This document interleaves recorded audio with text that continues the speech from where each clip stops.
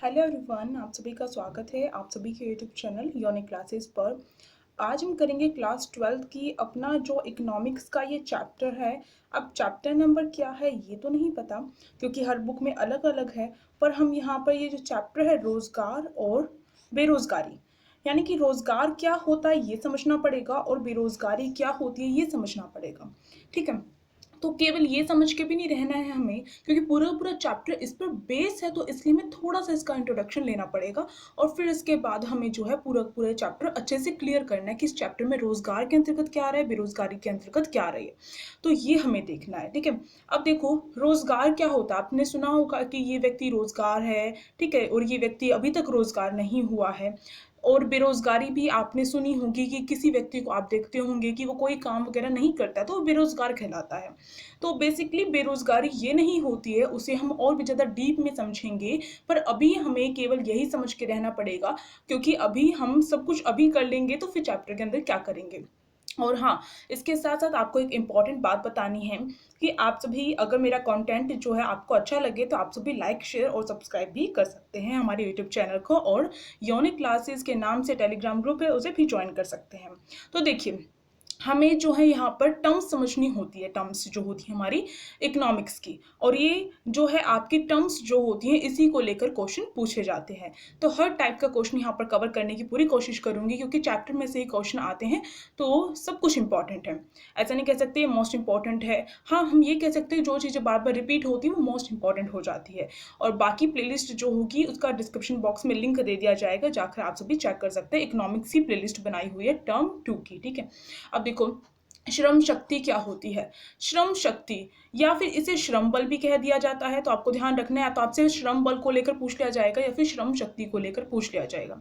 अब बेसिकली ये होती क्या है, देखो आप सभी ने सुना होगा कि 14 वर्ष की जो आयु होती है, ठीक है, 14 वर्ष, 14 वर्ष की आयु से पहले कोई भी जो है बच्चे को कार्य नहीं करवाना चाहिए। ठीक है, तो आपने ये चीज़ सुनी होगी। तो 14 वर्ष से जो अधिक है और वो क्या है, श्रम के योग्य भी है, यानी कि काम करने के योग्य भी है वो, यानी कि कोई भी जो भी काम है, काम तो बहुत तरीके के होते हैं, उन्हें करने के लिए लायक भी है, और 14 वर्ष से ज़्यादा एज का भी है, और काम करने के लिए इच्छुक भी है, यानी कि वो काम करना चाहता है, तो उसको ही हम कहते हैं श्रम शक्ति। ठीक है, ये क्लियर हो गया हमारा श्रम बल या फिर श्रम शक्ति होती क्या है। यानी कि इसमें क्या शामिल होगा, जो श्रम करने के लिए योग्य है साथ साथ इच्छुक भी है, वो इसमें शामिल हो जाएगा। अब आप यहाँ पर ये डाटा दे रखा है, डाटा आप याद कर सकते हो, क्योंकि क्वेश्चन में इंक्लूड करते हैं हम, इकोनॉमिक्स के क्वेश्चन में जब डाटा इंक्लूड करते हैं तो मार्क्स अच्छे मिलते हैं। 2011 से 12 में जो भारत की कुल श्रम शक्ति कितनी रही है, 473 मिलियन रही है। तो ये आप डाटा इसमें लिख सकते हैं डेफिनेशन के साथ। ठीक है, और इसमें से 3/4 जो है ग्रामीण की रही है और 70% जो है पुरुष जो है इंक्लूड रहे हैं श्रम शक्ति के अंतर्गत। अब जो श्रमिक क्या होता है, आपने श्रमिक जो टर्म है ये सुनी होगी।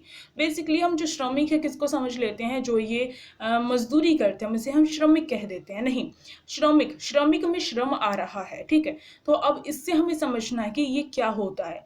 श्रमिक वो व्यक्ति होते हैं जो क्या है, हमारी आर्थिक जो क्रियाएं होती है उसमें संलग्न होते हैं, यानी कि शामिल होते हैं। हमारी जो भी आर्थिक क्रियाएं होती हैं, आर्थिक क्रियाओं के अंतर्गत किसी भी चीज का उत्पादन करना हो गया, किसी प्रोडक्ट का उत्पादन करना हो गया, उसमें शामिल है, तो उसको ही श्रमिक कहा जाता है। ठीक है, थोड़े समय के लिए अगर कोई भी जो श्रमिक है, अगर कोई भी जो व्यक्ति है वो बीमार हो जाता है, तो बीमारी के कारण उसे क्या छुट्टी लेनी पड़ती है, या फिर चोट लग गई, खराब हो गया, कुछ भी मौसम खराब वगैरह, त्योहार वगैरह की वजह से उन्हें हॉलीडेज भी दे दिए जाते हैं और साथ साथ कभी कभार वो छुट्टी भी ले लेते हैं। ठीक है, तो हम ये नहीं कह सकते कि अगर मान लीजिए आपका कोई रिश्तेदार है वो क्या है, श्रमिक है, यानी कि किसी भी आर्थिक क्रिया में लगा हुआ है, तो वो अगर बीमार हो गया है और उसे छुट्टी मिल गई है, तो आप उसे ये नहीं कहेंगे कि अब वो बेरोजगार हो गया, वो श्रमिक की श्रेणी से हट गया। नहीं, अब भी वो श्रमिक रहेगा।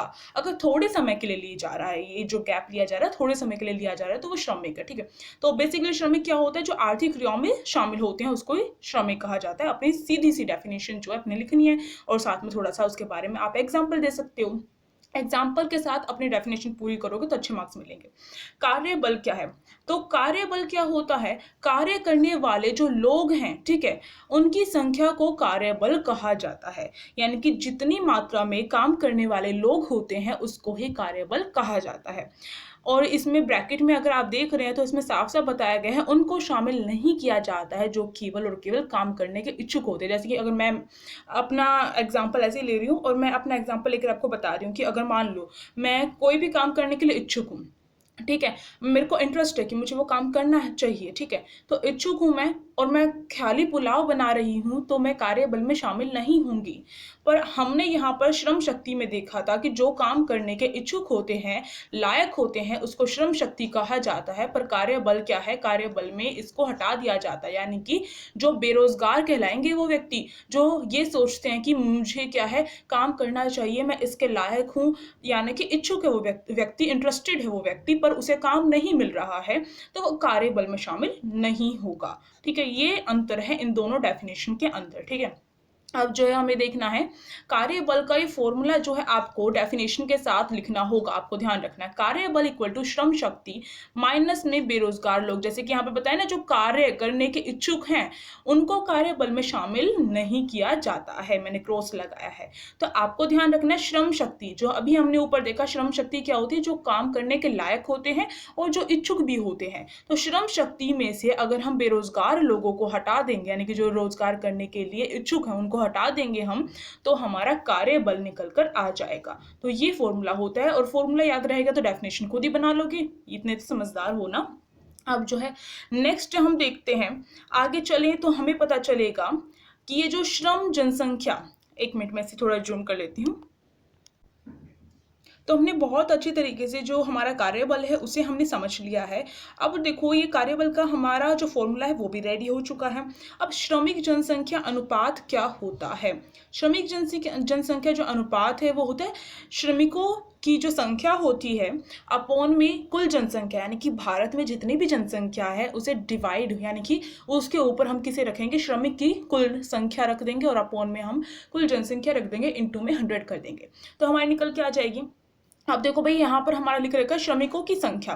अब अगर आपसे थोड़ा सा घुमाकर फॉर्मूला पूछ लिया जाए, आपसे कहा जाए श्रमिकों की संख्या बताओ, तो कैसे बताओगे? जैसे मैथ्स किसी को थोड़ी बहुत आती है तो उसे पता होगा कि श्रमिकों की संख्या निकालने के लिए हम क्या करेंगे, फॉर्मूले में थोड़ा चेंज करते हैं। अगर ये इस साइड आ गया है तो हमारा यहाँ पर क्या है, कुल जनसंख्या अपॉन इंटू 100 हो जाएगा। तो अगर हमें ये निकालना है तो श्रमिक जनसंख्या अनुपात जो ये वाला था हमारा, इंटू में हमारा कुल जनसंख्या हो जाएगा, क्योंकि ये अब यहाँ पर ले जाएंगे क्योंकि इस साइड ये रह गया है, इसको इस साइड छोड़ दो, कुल जनसंख्या को यहाँ पर लेके जाएंगे, डिवाइड में है तो मल्टीप्लाई हो गया। अब आपका 100 यहाँ पर हमारा क्या था, इनटू में है, तो इस साइड लेके जाएंगे हम, 100 को इस साइड लेकर जाएंगे तो हमारा डिवाइड में हो जाएगा। तो इस तरीके से आप कर सकते हो। तो ये हमारे 3 फॉर्मूले बेसिकली आपको याद होने चाहिए। अब हम आगे बढ़ते हैं और आगे देखेंगे कि जनसंख्या जो है, जनसंख्या के रोजगार में भागीदारी, हमारी जो जनसंख्या है भारत की उसकी रोजगार में किस तरीके से भागीदारी है, ठीक है, ये देखना है हमें। यानी कि पुरुष ज़्यादा काम करते हैं, फीमेल ज़्यादा काम करती हैं, यानी कि महिलाएं हमारी ज़्यादा काम करती हैं, या फिर पुरुष ज़्यादा काम करते हैं, शहरी क्षेत्र में ज़्यादा होती है रोजगार, या फिर जो ग्रामीण क्षेत्र है उसमें ज़्यादा होते हैं। थोड़ा सा कॉन्सेप्ट है, बेसिक्स। तो देखो जनसंख्या जो है, अगर देखा जाए ग्रामीण और शहरी क्षेत्र में जो पुरुष जो हैं महिलाओं की अपेक्षा ज़्यादा भागीदारी है। आपको पता होगा जो पुरुष हैं वो ज़्यादा से ज़्यादा काम करते हैं, महिलाओं को समझा जाता है कि वो 4 दीवार के अंदर रहेंगी और वहाँ पर अपना चूल्हा चौका करेंगी। ज़्यादातर अभी भी मान्यता यही रह रही है। तो इस वजह से देखा गया कि ग्रामीण एवं शहरी क्षेत्रों में बेसिकली ये देखा गया है कि जो मेल हैं वो ज़्यादा काम करते हैं, ठीक। दूसरी बात, पुरुष जो है, ऐसा क्यों होता है, क्यों है ये रीज़न? तो जैसे एक तो मैंने बता दिया विचारधारा एक ऐसी है, दूसरा ये माना जाता है जो पुरुष होते हैं वो क्या कर सकते हैं, कोई भी अपना कार्य क्षेत्र परिवर्तित कर सकते हैं। यानी कि अगर मान लो आज कोई राजस्थान में काम कर रहा है, कोई भी जो पुरुष है, अगर उसकी जो फैक्ट्री वहाँ से हट कर कहाँ हो गई, मुंबई में शिफ्ट हो गई है, तो वो वहाँ पर जा सकता है काम करने के लिए। पर फीमेल को तो बहुत सारी परमिशन चाहिए, ठीक है, तो इसलिए ये माना जाता है। तो इस तरीके से जो है ये फैक्ट्रीज वगैरह वाले भी जो है पुरुषों को ज़्यादा लेते हैं। दूसरा ये माना जाता है पुरुषों के अंदर ज़्यादा शक्ति होती है, इस तरीके से भी सोचा जाता है। तो इस तरीके से फीमेल जो होती हैं उन्हें कम काम दिया जाता है, ये भी रीज़न रहा है। और महिलाओं को क्या करना पड़ता है, परिवार की भी देख रेख करनी पड़ती है साथ साथ में, और साथ साथ जो परिवार वाले होते हैं वो उसे हतोत्साहित करते हैं, ठीक। और इसके साथ साथ जो पुरुष होते हैं वो रोजगार के अवसर अधिक होते हैं उनके पास, जैसे मैंने बताया बहुत सारे रीजन हैं, जैसे कि पुरुषों को ज़्यादा शक्तिशाली माना जाता है, वो कहीं पर भी परिवर्तन होता है तो वहाँ पर वो ट्रांसफर अपना कर सकते हैं, ठीक है। ये कुछ रीजन है बेसिक से, तो ये आपको ध्यान नहीं रखना है। ऊपर वाली जो चीज़ें बताई हैं वो बेसिकली ज़्यादा इंपॉर्टेंट है, ये भी मैंने बता दिया क्योंकि कोर्स में इंक्लूड है तो बताना तो काम है मेरा, ठीक है। अब देखो ये यहाँ पे पूछा गया कि शहरी क्षेत्रों की अपेक्षा जो ग्रामीण क्षेत्र हैं उनमें महिलाओं की जो भागीदारी है वो ज़्यादा देखी गई है। ये माना जाता है जो ग्रामीण क्षेत्र होते हैं, जो गांव वाले इलाके होते हैं वो तो पिछड़े हुए होते हैं, तो वहां पर महिलाओं को ज़्यादा काम में क्यों लिया जाता है? तो इसके पीछे कुछ रीज़न है, ये पूछा जा सकता है आपसे, ठीक है। तो इसके पीछे रीज़न है, एक तो वहाँ पर गरीबी है तो ये माना जाता है कि हाँ भाई ये औरत भी जाकर बाहर कमाएगी तो क्या होगा, हमारे घर में बहुत सारा जो है धन आ जाएगा, जिससे हम क्या है इनकम आ जाएगी, जिससे क्या है थोड़ा सा हमारी जो गरीबी वो दूर होगी, ये रीजन भी होता है। दूसरा, महिलाएं अपने परिवार के साथ क्या कर सकती है, खेती कर सकती हैं, तो यानी कि जरूरी नहीं है कि वो फैक्ट्री में जाके ही काम कर रही हैं, अगर वो खेत में काम कर रही हैं तो भी उसको रोजगार माना जाएगा, ठीक है। ये हो गया यहाँ पर हमारा। अब देखो, अब आता है आपका most most most important topic, इसे भूल कर भी नहीं भूलना है, ठीक है। यहाँ से आपके क्वेश्चंस बनेंगे, ठीक। एक तो ऊपर वाला जो मैंने बताया था आपको कार्यबल हो गया, ठीक है, वो, और आपका एक ये श्रमिकों के प्रकार, ठीक। और अब जितने भी आगे आने वाले हैं वो सारे के सारे के मोस्ट इंपॉर्टेंट है। अब यहाँ पर देखा जाए श्रमिकों के प्रकार में तो सब नियोजित श्रमिक, ठीक है। एक तो जो धेड़े के मजदूर होते हैं, आई थिंक धेड़ा ही मेरे को हिंदी में वर्ड जो है उसका बिल्कुल ठीक जो है वो याद नहीं आ रहा है। एक तो सब नियोजित होते हैं, और धेड़े नहीं सॉरी भाड़े के मजदूर। भाड़े के मजदूर कौन से होते हैं, जो कुछ दिनों के लिए क्या है, अगर मानो आपके आसपास कोई घर बन रहा है तो आपने देखा होगा कि कुछ दिनों के लिए कुछ मजदूर क्या होते हैं, मालिक के द्वारा, घर बनाने वाले के द्वारा, जो मिस्त्री होता है, मेन मिस्त्री जो होता है वो क्या करता है, कुछ मजदूरों को ले लेता है धाड़े पे कि अब जो है 30 दिन तक तू मेरे यहाँ पर काम कर, ठीक, इस तरीके से, तो वो आपके धाड़े के मजदूर आ जाएंगे। और यहाँ पर सब नियोजित श्रमिक कौन होते हैं, जैसे कि आपने आसपास, इकोनॉमिक्स का ये जो चैप्टर है थोड़ा सा अपने आसपास से सोच के चलो। सब नियोजित यानी कि खुद जो अपना काम करते हैं, आपने देखा होगा आपके आसपास ज्वेलरी शॉप्स वगैरह होती हैं या फिर फैक्ट्रीज वगैरह होती हैं, उनके मालिक होते हैं जो अपना काम खुद करते हैं, यानी कि उस पर सरकार का कोई ऐसा कंट्रोल नहीं है, ठीक है, अपना काम खुद करें। जैसे यहाँ पर एग्जाम्पल दिया गया छोले भटूरे वाला हो गया, ठीक है। इसके साथ साथ डॉक्टर हो गया, जो डॉक्टर क्लिनिक खोल के बैठा अपना, तो उसी खुद की दुकान है ना, किसी और के अंडर में काम नहीं करता है, जो वो होते हैं सब नियोजित श्रमिक, ठीक। तो यहाँ पर यही बताया गया जो अपना काम क्या है अपने तरीके से करते हैं उसको सब नियोजित क्या है, श्रमिक कहा जाता है। और ऐसा देखा गया कि भारत में 52% तक क्या है सब नियोजित श्रमिक है। अब भाई सरकारी नौकरी नहीं मिलेगी तो सब नियोजित श्रमिक भी बनना पड़ता है, आपने देखा होगा अपने आसपास। अब यहाँ पर देखो अनियमित मजदूर कौन से होते हैं, मजदूरों के प्रकार पर है। स्वनियोजित वाला हमने ऊपर टॉपिक देख लिया है। अगर आपसे पूछा जाता है श्रमिकों के प्रकार बताइए, तो श्रमिकों के प्रकार जब होंगे तो आपको ध्यान रखना है कि स्वनियोजित एक हो गया आपका, श्रमिक का प्रकार हो गया, तो इस तरीके से दो डिवाइड करके लिखोगे, एक आपका स्वनियोजित हो जाएगा यहाँ पर, और दूसरा भाड़े के मजदूर हो जाएंगे यहाँ पर इस साइड, ठीक है, भाड़े के मजदूर। और भाड़े के मजदूर के अंतर्गत आपके ये दो टाइप्स आते हैं, अनियमित मजदूर और नियमित वेतनभोगी, ठीक है। अब इसे हम अच्छे से डिस्कस करने वाले हैं। अब देखो ये जो अनियमित जो मजदूर होते हैं वो क्या है, अनियमित, जैसे नाम से पता चल रहा है आपको, अनियमित जो नियमित नहीं है, जो रेगुलर नहीं है, इसका मतलब क्या है, जो कभी कभी रोजगार प्राप्त करते हैं उसको अनियमित मजदूर कहते हैं। जैसे मैंने आपको बताया आपके आसपास कोई घर बन रहा है और उसमें क्या है मजदूरों की जरूरत पड़ गई है, तो अब क्या किया जाएगा, अब कुछ दिनों के लिए जब तक वो घर बन रहा है तब तक क्या मजदूरी दे देकर, या फिर आपने ये भी देखा होगा, इसको भी, इस एग्जाम्पल को भी साइड कर दो, एक और एग्जाम्पल लेते हैं। जैसे कि आपके घर में कोई भी मान लो कुछ भी टूट फूट गया है, या फिर टूट फूटना ऐसा नहीं कि कोई प्लास्टिक हो या फिर कोई वैसा ग्लास टूट गया, वो नहीं। अगर मान लो आपका जो इलेक्ट्रिसिटी का कोई काम है, या फिर आपके घर में कोई दूसरा काम है, मान लो आपको अपने घर के ऊपर क्या है एक कमरा बनवाना है, ठीक है, एक रूम जो है एक और बनवाना है आपको, तो आप क्या करेंगे, पूरा ठेका तो देने से रहे, आप क्या करेंगे मजदूरों को लेकर आएंगे। तो आपने देखा होगा हमारे एरिया में एक ऐसा स्थान होता है जहाँ पर जो बेरोजगार मजदूर होते हैं बैठे रहते हैं और उन्हें पैसों में दिहाड़ी के तौर पर लेकर आते हैं कि एक दिन की दिहाड़ी तुम्हारी ये होगी और तुम काम करो, ठीक है। इस तरीके से होता है। तो ये आपके अनियमित मज़दूर होते हैं। और जैसे कि आपका आइसक्रीम बेचने वाला जो भैया होता है, वो भी आपका क्या है, अनियमित मज़दूर है। क्यों है भई अनियमित मज़दूर? आप कहेंगे वो तो रेगुलर जो है बेच रहा है और स्वनियोजित भी है। तो यहाँ पर आप देखिए, वो आइसक्रीम चौबीसों घंटे नहीं बेचता है, और या फिर पूरे जो साल के 365 दिन होते हैं उसमें आइसक्रीम नहीं बेची जाती है। यानी कि वो बेरोज़गार हो जाता है सर्दियों के मौसम में। तो वो अनियमित मज़दूर के अंतर्गत आ गया, ठीक है? और देश में 30% जो है अनियमित मज़दूर हैं। अब देखो नियमित वेतनभोगी क्या होता है? नियमित वेतनभोगी, अगर आपने हिंदी पढ़ी होगी तो हिंदी में अभिव्यक्ति और माध्यम में आपका नियमित वेतनभोगी इस टाइप से आया होगा, ठीक है? जिसको याद है मुझे कमेंट बॉक्स में बताओ, और साथ-साथ में मुझे ये भी बताना कि वीडियो कैसी लग रही है, क्योंकि आप सभी का जो रिव्यू होता है उससे मैं मोटिवेट होती हूँ, और मोटिवेशन की मुझे भी ज़रूरत होती है आप सभी की तरह, ठीक है?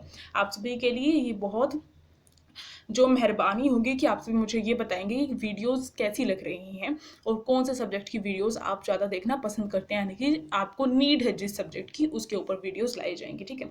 नियमित वेतनभोगी क्या होता है? अगर देखा जाए भारत में 18% जो है नियमित वेतनभोगी है, जैसे कि अगर यहाँ पर देखा जाए तो सरकारी ज़्यादातर होंगे यहाँ पर, यानी कि सरकारी जो कर्मचारी होते हैं उन्हें सरकार नहीं हटा सकती है। आपने देखा होगा कि गवर्नमेंट स्कूल में अगर कोई बच्चा पढ़ता है तो उसमें जो टीचर्स होती हैं वो भी नियमित वेतनभोगी, यानी कि हर महीने उन्हें क्या है, उनकी तनख्वाह बंधी हुई मिलेगी, और उन्हें कोई हटा भी नहीं सकता है। अब भाई वो बड़ा ही गुनाह कर दे तभी हटाया जाता है, ऐसे नहीं कि आज जो है इस टीचर को रख लिया और प्रिंसिपल का मन किया तो उसे उठा फेंका और दूसरे टीचर को उठा लाए, नहीं, ये नहीं होता है। और इसीलिए दुनिया क्या है, सरकारी नौकरी के पीछे भाग रही है। तो ये होते हैं आपके नियमित वेतनभोगी, यानी कि जो क्या है, जो नियमित रूप से सैलरी प्राप्त करते हैं वो नियमित वेतनभोगी होते हैं। ठीक, यहाँ पर हमने जो है ये श्रमिकों के प्रकार जो है बहुत अच्छे से समझ लिए हैं। अब हमें देखना है जो शहरी जो क्षेत्र होते हैं उनमें नियमित वेतनभोगी की जो संख्या है वो ग्रामीण क्षेत्रों से अधिक क्यों होती है? शहरों में जो नियमित वेतनभोगी हैं वो ज़्यादा क्यों होते हैं? उसके पीछे कुछ रीज़न हैं। 3 रीज़न यहाँ पर दिए गए हैं। पहला है शहरी क्षेत्रों में रोज़गार के अधिक अवसर होते हैं। यानी कि जो शहरी क्षेत्र होते हैं वहाँ पर क्या है, रोज़गार के ज़्यादा अवसर हैं, आपको पता होगा। तभी तो सारे के सारे जो हैं गाँव को छोड़-छोड़ कर शहरों में आ रहे हैं, और शहरों में जनसंख्या बढ़ रही है फिर।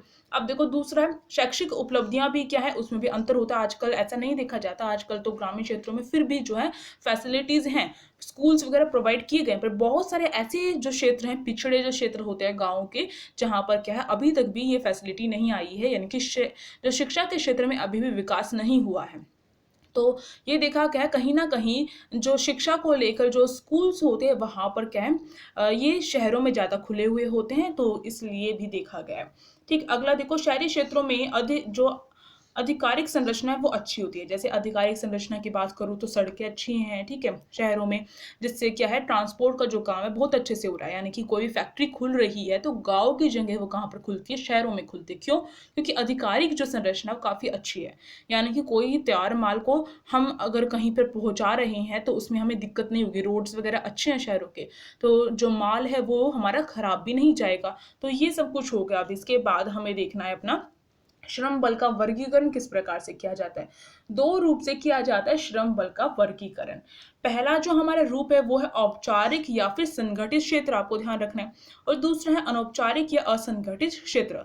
अब जो श्रम बल है उसका जो, अगर हम औपचारिक रूप से उसका वर्गीकरण देखें तो औपचारिक रूप से यानी कि संगठित, यानी कि एक संगठित है। इसका मतलब है कि सरकार के द्वारा क्या हो रहा है, जो कानून वगैरह बनाए जा रहे हैं श्रम को लेकर, मान लो सरकार के द्वारा बनाया गया कि इतने घंटे काम करवाना चाहिए एक श्रमिक के द्वारा। अब जो औपचारिक जो क्षेत्र होगा वो तो उसको फॉलो करेगा, पर अनौपचारिक वाला उसको फॉलो बिल्कुल भी नहीं करेगा। ठीक है, अब देखो अगला सभी जो सरकारी क्षेत्र होते हैं उसके प्रतिष्ठान इसके अंतर्गत आते हैं। औपचारिक में सारे के सारे सरकारी जो क्षेत्र होते हैं वो आ जाएंगे, ठीक है, और अनौपचारिक में जैसे खुद की चीजें आ जाएंगी, स्वनियोजित जो रोजगार होगा वो आ जाएगा, मजदूर हो जाएंगे, श्रमिक हो जाएंगे। तो आपने देखा होगा मजदूरों को बहुत ज्यादा जो है उनसे काम लिया जाता है, और सैलरी जो है एक या फिर दिहाड़ी की जो मजदूरी होती है बहुत कम दी जाती है। किसान हो गए, ये सब हमारे अनौपचारिक या असंगठित क्षेत्र के अंतर्गत आ जाएंगे। तीसरा, इसमें क्या होता है, किसी भी क्षेत्र को हम औपचारिक क्षेत्र कब कहेंगे, जब उसमें 10 या 10 से अधिक जो कर्मचारी है वो रोजगार प्राप्त कर रहे हैं, यानी कि कोई भी निजी क्षेत्र है और उसमें 10 से ज़्यादा जो रोज़गार जो कर्मचारी हैं वो काम कर रहे हैं, यानी कि अगर किसी ने अपनी फैक्ट्री खोली और उसमें 10 से ज़्यादा लोग काम कर रहे हैं तो वो औपचारिक क्षेत्र कहलाएगा, वो जो फैक्ट्री होगी, ठीक है। पर अनौपचारिक क्या होती है, जिसमें 10 कर्मचारी भी नहीं होते हैं, टोटल 10 कर्मचारी भी नहीं होते हैं। जैसे कि एक खेत खाली पड़ा है, अपना खुद का खेत है, उसमें जाके काम कर रही है और काम करने वाले 2-3 हैं, ठीक है, परिवार के सदस्य ही हैं, तो वो आपका अनौपचारिक के अंतर्गत आ जाएगा। और इसमें औपचारिक जो होता है उसमें क्या होता है, जो आर्थिक और सामाजिक जो सुरक्षा है उसका लाभ भी प्राप्त होता है। अब देखो मैंने कहा ये सरकारी क्षेत्र होते हैं, सरकारी क्षेत्रों में क्या है, आर्थिक और सामाजिक जो लाभ होता है, सुरक्षा का लाभ। मान लो बाय चांस कुछ भी मेडिकल हेल्प की जरूरत पड़ती है तो सरकारी जो होते हैं वो उन्हें मेडिकल हेल्प के लिए भी जो है, ट्रीटमेंट के लिए भी जो भी खर्च आता है वो देते हैं। साथ ही साथ हमने अभी ये भी देखा है बहुत सारे हमारे आसपास ऐसी कंपनीज वगैरह खुल गई हैं जिसमें क्या है, अगर हम बीमार हो जाते हैं तो हमें छुट्टी दी जाती है, साथ ही साथ हमारे मेडिकल चार्ज जो है वो पे करते हैं। तो ये चीजें देखी गई हैं, पर अनौपचारिक में ऐसा कुछ भी नहीं होगा, ठीक है। अब हम देखेंगे कार्यबल का अनौपचारिकरण। अब जो कार्यबल है उसका अनौपचारिकरण किस प्रकार से हो रहा है, जब कार्यबल का अनुपात क्या है, गैर संगठित क्षेत्र में बढ़ता जाता है, यानी कि अनौपचारिक रूप कब बनेगा कार्यबल का, जब गैर संगठित क्षेत्र होंगे। इसका मतलब है जो रूल्स वगैरह को फॉलो नहीं करेंगे, गवर्नमेंट्स के जो लॉज वगैरह हैं उनको फॉलो नहीं करेंगे, 10 से कम जो रोजगार वाले यानी कि 10 से कम कर्मचारी जो है उसमें काम कर रहे होंगे, वो गैर संगठित क्षेत्र होते हैं। अगर गैर संगठित क्षेत्र में विकास हो रहा है, वो बढ़ती जा रही है, तो इसका मतलब कार्यबल का क्या हो रहा है, अनौपचारिकरण हो रहा है, ठीक है। सिंपल सी बात थी। तो ये तो अभी तक हमने जो देखा उसमें से कुछ जो इंपॉर्टेंट मैं आपको साथ साथ बताती जा रही हूँ, उस पर आपको क्या एक मार्क कर लेना है, साथ साथ में नोट्स बनाने हैं, नोट्स के बिना कुछ नहीं होने वाला है, ठीक। अब बेरोजगारी देखो, मेरी थोड़ी स्पीड तेज है, अगर किसी को स्पीड तेज लग रही हो तो वो क्या कर सकता है, स्पीड को स्लो भी कर सकता है, यूट्यूब में फीचर है, और जिसको कम लग रही है मेरी स्पीड थोड़ा बढ़ा भी सकता है, ठीक है, आपकी मर्जी है जैसा भी है।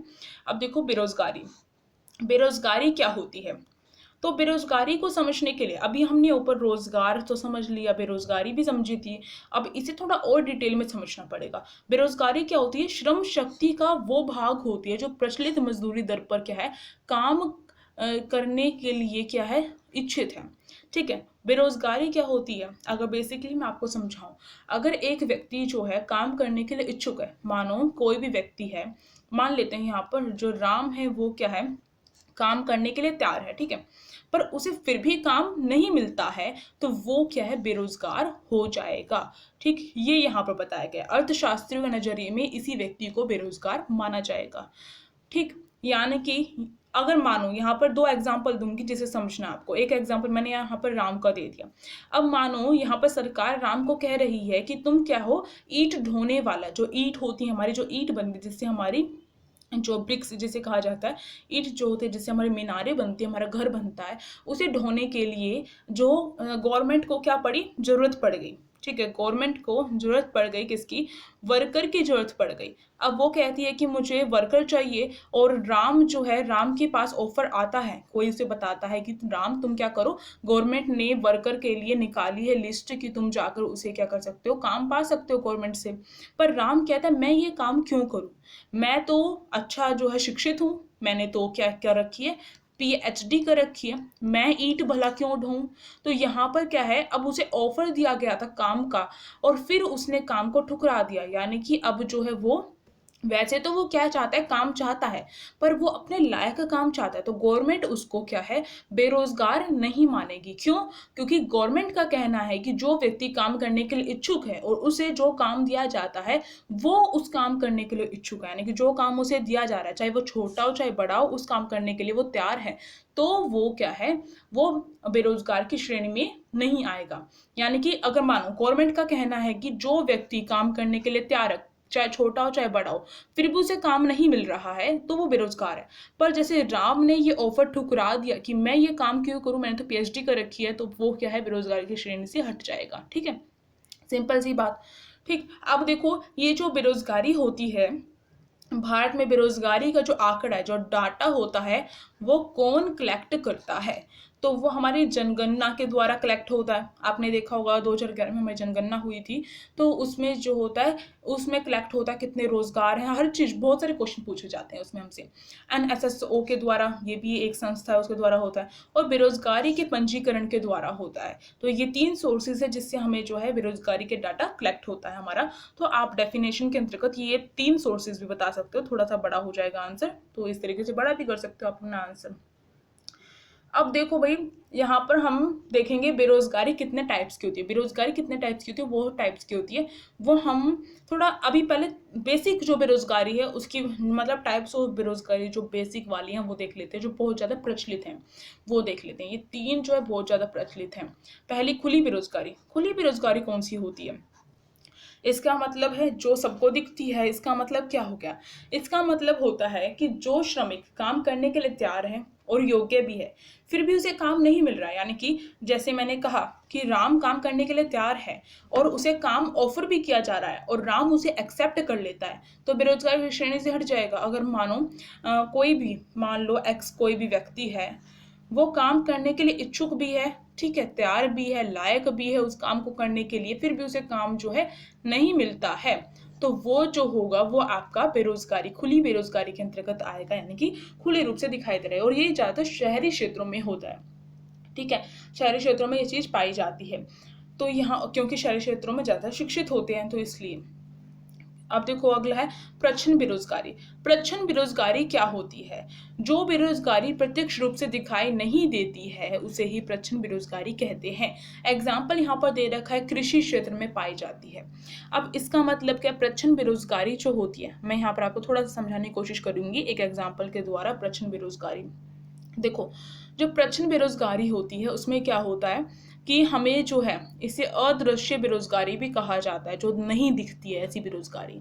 अब देखो मैं यहाँ पर एक एग्जांपल देती हूँ। मानो कि एक जो व्यक्ति है, एक परिवार है, वो क्या कर रहा है, खेत में क्या कर रहा है, काम करता है, और इस खेत में परिवार के 6 सदस्य काम कर रहे हैं, ठीक है। अगर मान लो इन 6 सदस्यों में से 2 जो है वो बीमार हो जाते हैं, 2 व्यक्ति जो है बीमार हो जाते हैं, इसका मतलब कितने रह गए? अब काम करने वाले 4 व्यक्ति रह गए, और अभी भी जो प्रोडक्शन है, जो उत्पादन है, उतना ही हो रहा है। तो इसका मतलब क्या है? ये जो 2 व्यक्ति थे ये एक्स्ट्रा थे। इसका मतलब ये 2 व्यक्ति क्या है, प्रच्छन्न बेरोजगारी के अंतर्गत आएंगे। ठीक समझ गए होंगे आप सभी यहाँ पर। तो जो बेरोजगारी प्रत्यक्ष रूप से हमें नहीं दिखाई देती है उसे अदृश्य बेरोजगारी या फिर प्रच्छन्न बेरोजगारी कहा जाता है। अब मौसमी बेरोजगारी क्या होती है? मौसमी बेरोजगारी, यहाँ पर मौसम के हिसाब से, जैसे फल फ्रूट्स होते हैं ना आपके, मौसमी होते हैं, जैसे संतरा होता है वो आपका क्या है, सर्दियों में आता है। तो मौसमी बेरोजगारी क्या होती है? जैसे कि आपने देखा होगा जो ईंट बनाने वाले जो भट्टे होते हैं, वो क्या होता है, वो एक टाइम में पीरियड के लिए ही क्या होता है, वो काम चलता है, उसके बाद वो बंद हो जाता है। और इसी तरीके से बहुत सारे एग्जाम्पल हो सकते हैं जो मौसम के अकॉर्डिंग जो है, जैसे कृषि क्षेत्र में पाई जाती है ज़्यादातर ये बेरोजगारी। कृषि क्षेत्र में किस तरीके से होगी कि जैसे गेहूं उगाने हैं तो गेहूं उगा दिए किसान ने, एक जो हमारा फार्मर है वो क्या कर रहा है, गेहूं उगा रहा है, तो उसने उगा दिए, और उसके बाद क्या है, उगाने के बाद 24 घंटे खेत में तो नहीं लगा रहता है, अब वो उगा दिया, अब उसका काम वहां तक कंप्लीट हो गया। अब वो जब आगे का प्रोसीजर जो आएगा फसल को लेकर, तब वो खेतों में जाया करेगा, ठीक। तो उसके बीच में जो ये टाइम पीरियड रहा जब वो खाली बैठा रहा, तो वो क्या है, आपकी मौसमी बेरोजगारी हो जाती है कृषि क्षेत्र के अंतर्गत। तो आई थिंक आप सभी ये तीनों बेरोजगारी बहुत अच्छे से समझ गए होंगे। मैंने बहुत एग्जाम्पल ले लेकर आपको समझाया है। अब जो है हम बाकी बेरोजगारियों की बात कर लेते हैं, और छोटे मोटे जो कॉन्सेप्ट है जहाँ से काफ़ी क्वेश्चंस आते हैं वो हमें कवर करने हैं। तो चलिए फटाफट करते हैं। ओहो, मैंने टाइम तो देखा नहीं, यहाँ पर हमारी 28 से भी ज़्यादा मिनट हो गई हैं, तो आप सभी बोर भी हो जाएंगे। अब जो है पार्ट 2 जो आएगा उसमें आपके इंपॉर्टेंट क्वेश्चन कवर होने वाले हैं, तो उसको देखना मत भूलिएगा। यानी कि अब ये वीडियो यहीं पर पॉज करूँगी मैं, और जो बेरोजगारी वाला कॉन्सेप्ट है हमारा, बेरोजगारी के टाइप्स जो हैं, हमें किस तरीके से पढ़ने हैं, कैसे आंसर अटेम्प्ट करके आना है, वो हमारा यहाँ पर हमने बेसिक नॉलेज ली है बेरोजगारी को लेकर। टाइप्स ऑफ बेरोजगारी हम आगे देखेंगे, और उसके बाद बहुत सारी चीज़ें और देखनी है जहाँ से क्वेश्चन आते ही आते हैं। तो उसके लिए आप सभी मेरे चैनल को सब्सक्राइब कर सकते हैं, और साथ ही साथ क्या है, अपना प्यार जताने के लिए हमारी वीडियो को लाइक कर सकते हैं। हमारे इसलिए बोला जा रहा है कि आप सभी भी इसमें इंक्लूड हैं, ठीक है? और साथ-साथ में टेलीग्राम ग्रुप को भी जॉइन करना मत भूलिएगा। अब हम नेक्स्ट क्लास में ही मिलेंगे, तब तक के लिए take care, bye bye, thank you so much guys.